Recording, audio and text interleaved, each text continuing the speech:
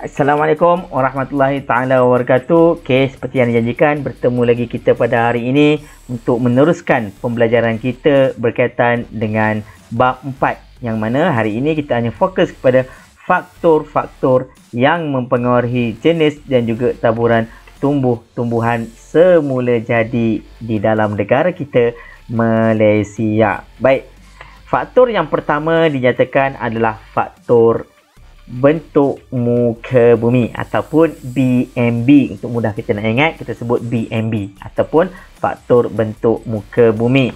Manakala faktor yang kedua yang mempengaruhi dinyatakan adalah faktor saliran. Nampak tu berwarna biru, so boleh agak dah saliran tu kaitan dengan apa.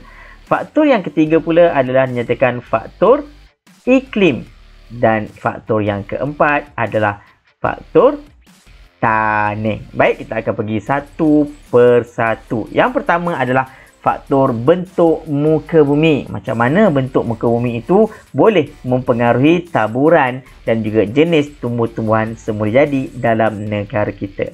Baik, yang pertama kita lihat hutan hujan tropika ataupun juga dikenali sebagai hutan hujan khatulistiwa ataupun dalam konteks hutan hujan dipterokarp. Hutan dipterokarp. Baik. Hutan hujan khatulistiwa atau tropika ini, bentuk muka bumi dia yang macam mana?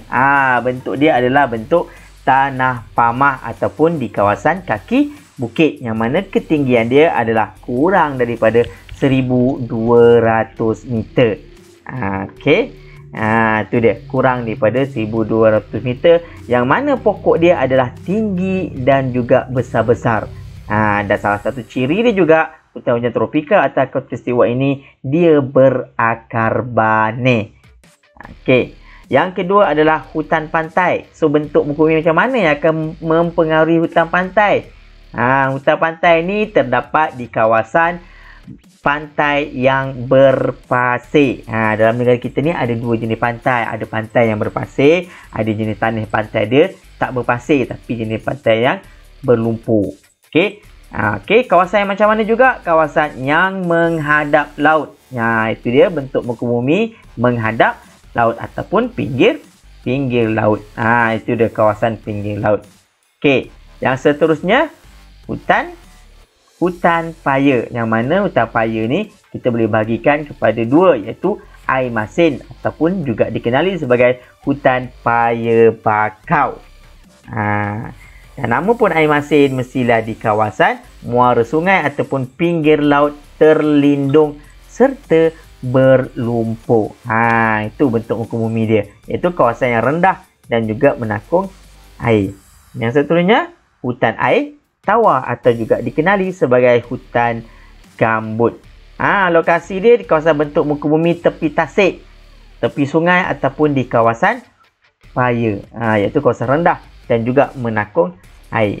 Dan hutan yang ketiga itu hutan gunung. Dia bentuk muka bumi dia ada di kawasan tanah tinggi yang berketinggian 1200 meter dan ke atas, yang mana hutan gunung ni setiap ketinggian yang berbeza, tumbuh-tumbuhan dia juga berbeza, taburan jenis tumbuhan dia juga berbeza, yang mana semakin tinggi kawasan gunung itu semakin jarang jenis tumbuh-tumbuhan dia, dan ditumbuhi oleh pokok renek. Itu faktor yang pertama. Okey, boleh faktor bentuk muka bumi.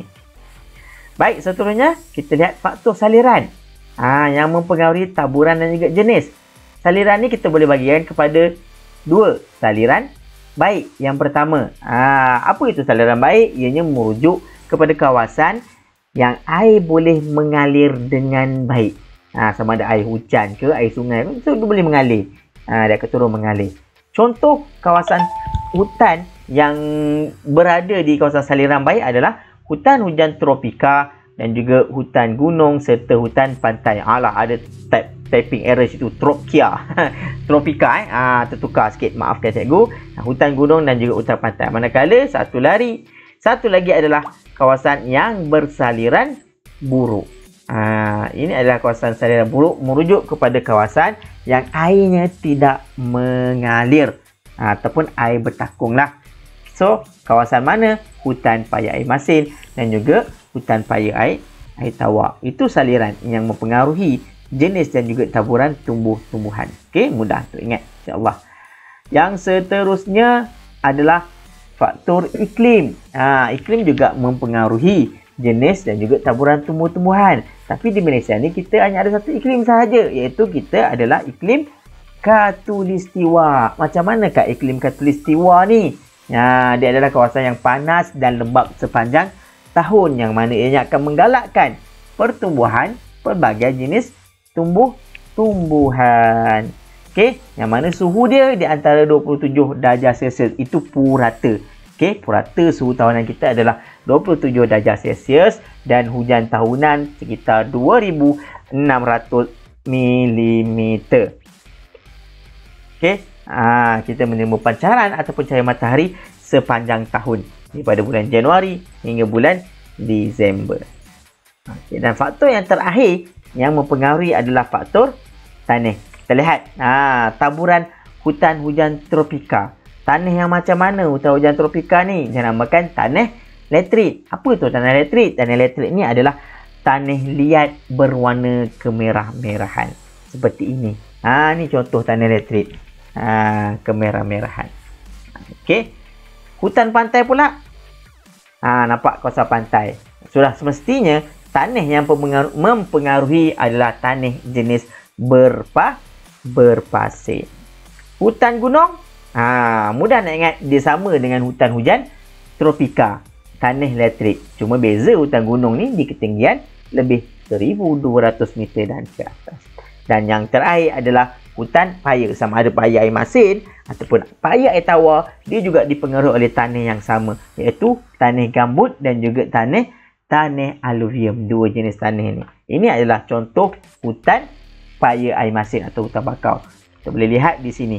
Nampak tanah ini adalah contoh tanah aluvium.